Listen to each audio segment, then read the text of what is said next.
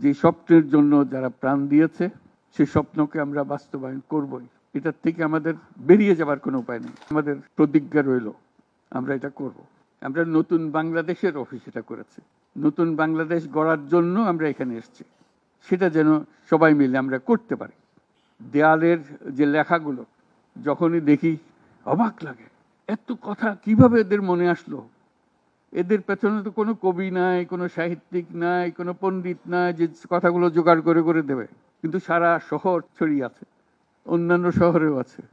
প্রতিটি কথা অত্যন্ত মূল্যবান। ছোট্ট কথা, ছোট্ট ছবি, অত্যন্ত মূল্যবান। শুধু বাংলাদেশের মানুষ উতলা হয়ে গেছে নতুন বাংলাদেশ করার জন্য, তাই না?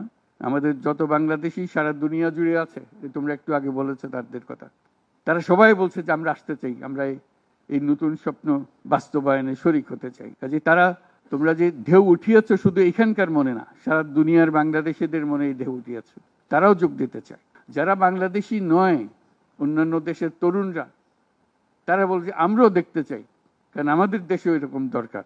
কাজে এটা কোনো সীমাবদ্ধ নয় যে বাংলাদেশের মনের মধ্যে তোমরা প্রচন্ড ঢেউ জাগিয়ে দিয়েছ, প্রচন্ড স্বপ্ন জাগিয়ে দিয়েছ।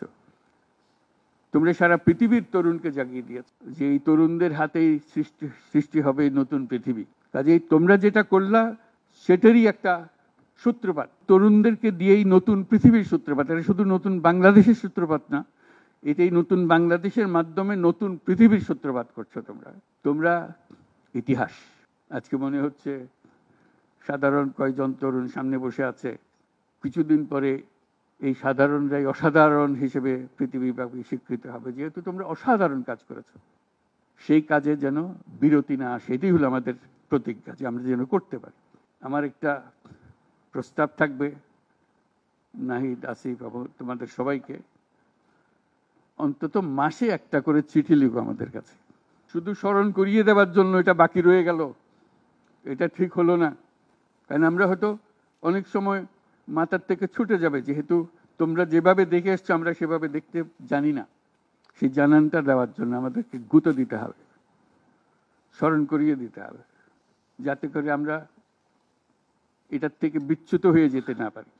এটা তোমাদের দায়িত্ব, কারণ যে পথে রওনা করে দিয়েছ সেটার রূপরেখা তোমাদের কাছে পরিষ্কার।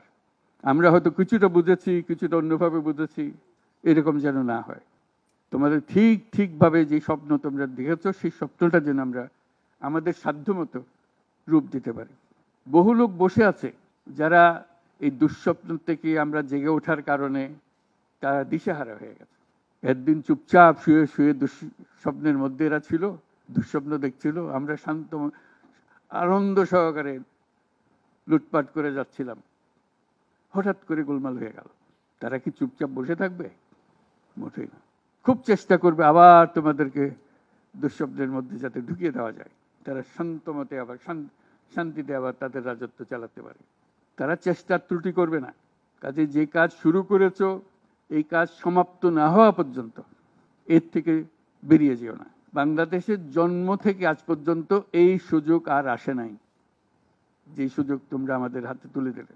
এই সুযোগ যেন হাতছাড়া না হয়। এই সুযোগ হাতছাড়া হলে বাংলাদেশের আর কোনো ভবিষ্যৎ থাকবে না।